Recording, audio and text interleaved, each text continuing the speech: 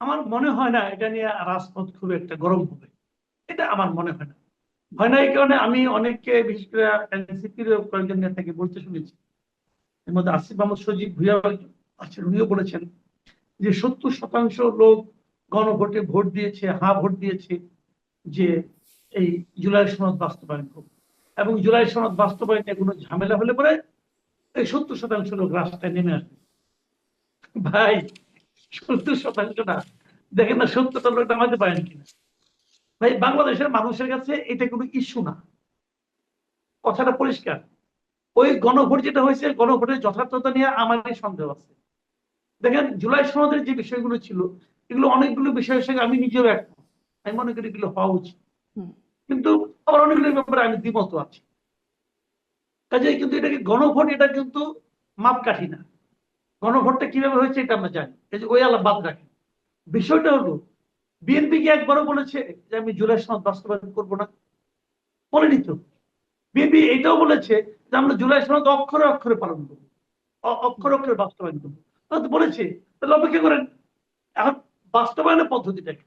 বাস্তবায়নের মধ্যে কিছু সংবিধান সংশোধনের ব্যাপার আছে, যেগুলো নিয়ে গণভোট হয়েছে, ওটা কিন্তু সংবিধান সংশোধনের বিষয় ওখানে আছে।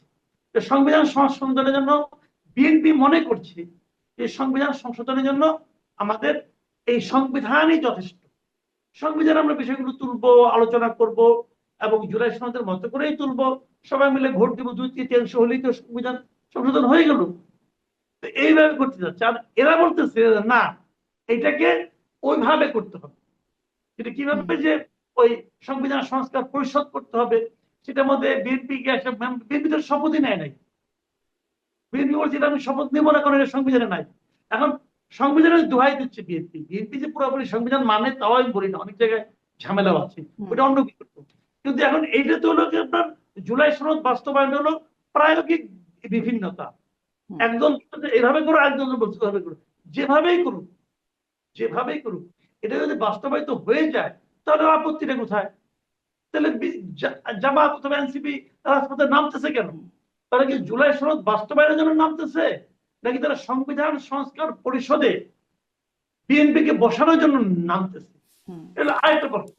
এখন এই প্রশ্ন নিয়ে যদি তারা জনগণের কাছে যায়, জনগণ তাদের কথা শুনবে। জনগণ তো গণভোট দিয়েছে ওই জুলাই সনদ বাস্তবায়নের জন্য।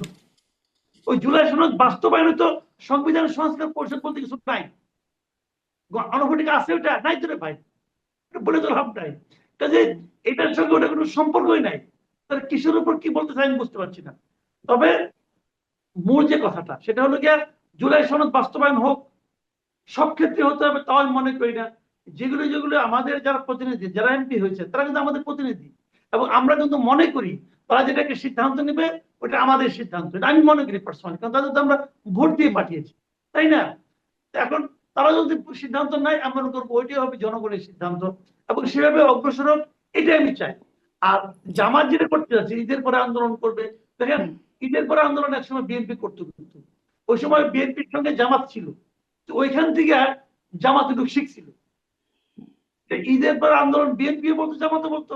এখন বিএনপি তো ঈদের পর আন্দোলন করে না, বিএনপি এখন ঈদের পরে সংসদে বসে। জামাত ওইটুকু ভুলতে পারে না যে এটা বলতে হয়, বলতেছে ঈদ হয়ে গেছে, ঈদের পরও চলছে, তারপর তারা আন্দোলন করবে বলে আমরা আশা করতে থাকি।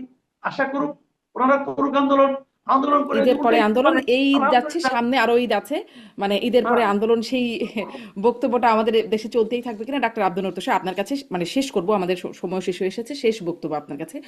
ঈদের পরে কি মনে হয়, রাজনীতি কি রাজপথে গড়াবে, নাকি সংসদে আসলে আগামীকালের বৈঠক থেকে সামনের বৈঠকগুলোতে সমাধান হবে? কতটুকু সমাধান হবে আর কতটুকু ঝুলে থাকবে, আপনার কি বিশ্লেষণ?